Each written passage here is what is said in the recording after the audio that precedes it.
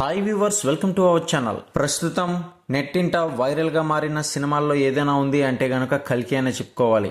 అయితే ఈ సినిమాకి సంబంధించి బాక్స్ ఆఫీస్ వద్ద ఇంతవరకు ఎంత కలెక్ట్ చేసిందని చూస్తూ వచ్చాం. అయితే ఇప్పటికే గత 3 వారాలుగా కలెక్షన్ల జైత్రయాత్రను కొనసాగించింది. నాగశ్విన్ దర్శకత్వంలో అశ్విని దత్ నిర్మించిన ఈ సినిమా 17 రోజుల లోపే 1000 కోట్ల కలెక్షన్లు అయితే రాబట్టింది. ఇక ఈ సినిమా బాలీవుడ్ హీరోలు లైఫ్ టైం కలెక్షన్లను అధిగమిస్తూ రికార్డులు క్రియేట్ చేస్తుంది. ఇది ఇలా ఉండగా 20 రోజువ బాక్స్ ఆఫీస్ పరిస్థితి ఏమిటనేది గమనించినట్లయితే కనుక 19 రోజులు దాదాపు భారీగానే కలెక్షన్లు అయితే క్షీణించాయి. ఈ సినిమా తెలుగులో చూసుకున్నట్లయితే 1.5 కోట్ల రూపాయలు, తమిళంలో 25 లక్షలు, అయితే హిందీలో 2.5 కోట్లు, కర్ణాటకలో 50 లక్షలు, మలయాళంలో 25 లక్షలు వసూలు చేసింది.